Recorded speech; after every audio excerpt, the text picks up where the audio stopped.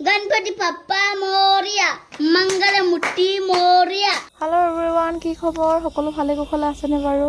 আজি গণপতি বাপ্পাক বিসৰ্জন দিম আৰু বিসৰ্জন দিম বুলি এয়া মই স্পেশাল বনাইছো আৰু বাপ্পা আজি অহা 7 দিন হ'ল। 5 দিনত দিম বুলি ভাবিছিলোঁ, 5 দিনত দিব নোৱাৰিলোঁ, সেইটো কাৰণে আজি 7 দিন আজি দিম বুলি এয়া বিশেষ ইমান ডাঙৰকৈ একো মই বনোৱা নাই। এই আটা কেইটামান মঠিছোঁ, চেনি দি দিছোঁ কাৰণ তেওঁ ভগৱান বাপ্পাই মানে গণপতি বাপ্পাই মিঠা খাই ভাল পায়। এয়া মই চেনি দিছোঁ, ইয়াত কোনো নিমখ দিয়া নাই আৰু এইখিনি গৰম পানী লৈ দিছোঁ।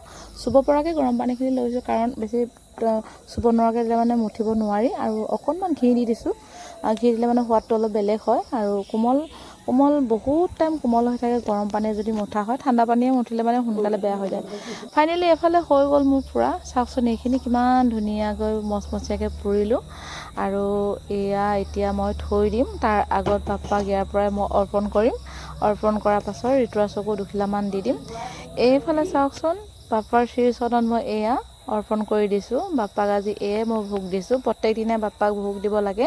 আজি মই পুৰিকৈ দি দিছোঁ কাৰণ আজি বিসৰ্জন কৰিম, বিসৰ্জন দিব লাগিব। খুব বেয়া লাগিছে আৰু দুখ মনেৰে বাপ্পাক পঠাব লাগিব আৰু দুখ বুলি নহয় আৰু আনন্দৰেও পঠিয়াম, দুখৰেও পঠিয়াম কাৰণ এইকেইদিনা আচলতে বহুত ভাল লাগি আছিলে, মনটো বহুত ফূৰ্তি ফূৰ্তি লাগি আছে।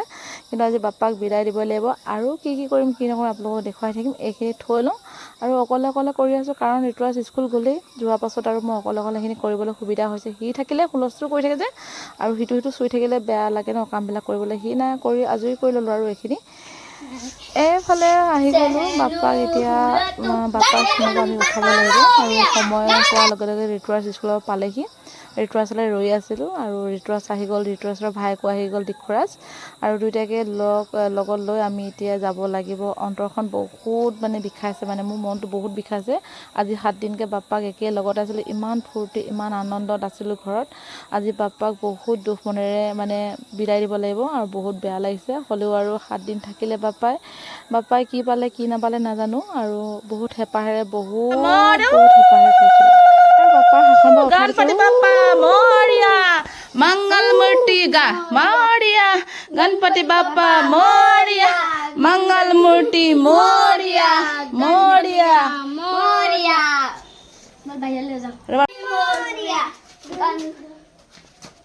मोरिया मंगलमूर्ति मोरिया गणपति पप्पा मोरिया मंगलमूर्ति मोरिया गणपति पप्पा मोरिया এইফালে আমাৰ ঋতুৰাজে কি চিঞৰিছে নহয়। এইফালে ময়ো আৰু পূজা কৰা কলপুলিকেইটা লৈ লৈছোঁ মোনাটোতে আৰু ঋতুৰাজে আৰু চিঞৰিছে আৰু গণপতি বাপ্পা মৰিয়া। সঁচাকৈ বহুত বেয়া লাগিছে। আজি নিজান লাগিব।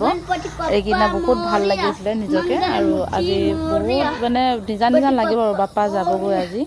আৰু এইফালে টমটম এখন মাতিছোঁ, টমটমখন আহি পোৱা নাই। আমি আৰু সেই দিক্ষুৰাজ, ঋতুৰাজৰ ভাইক দিক্ষুৰাজ, মই আমিকেইটা ৰৈ আছোঁ আৰু বিশেষ এনেকৈ কোনো ইয়াত মানুহ বেছি নাই। নিজৰ গাঁও জেগা নিজৰ ঠাইত থাকে। আমি এনেকৈ পূজা এনেকৈ গণপতি আনিছোঁ বুলি কাৰো আগতো কোৱা নাই কাৰণ নিজে আৰু বাপ্পাক প্ৰত্যেক বছৰে আমি পাতোঁ আৰু প্ৰত্যেক বছৰে মই পালন কৰাৰ কাৰণে এবাৰ ঘৰলৈও আহিলোঁ যেতিয়া অসমতো সেয়া পালন কৰিছোঁ আৰু বাহিৰত থাকোঁতে বাহিৰততো কৰোঁৱেই। বাহিৰৰ মানুহবিলাকেতো সকলোৱে জানে গণপতি পূজা বহুত মানে আৰু গণপতি বহুত বিশ্বাস কৰে বাহিৰত। গতিকে আমাৰ অসমতো মন্দিৰবিলাকত পাতে, বিশেষ ঘৰলৈ নানে, মই ঘৰলৈ আনিলোঁ।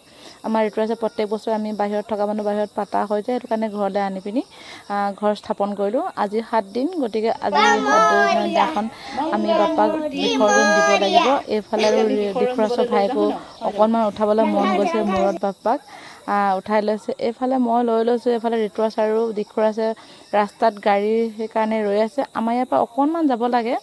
আমাৰ এডোখৰত গেদেৰাপাৰ বুলি চবেই চিনি পায়। অকণমান যাব লাগে, হ'লেও মানে হাতত লৈ যাবলৈ বেয়া যে সেইটো কাৰণে ৰিক্সালৈ ৰৈ আছোঁ। এই বাপ্পাক ইয়াতে বিসৰ্জন দি দিলোঁ। সেইখিনি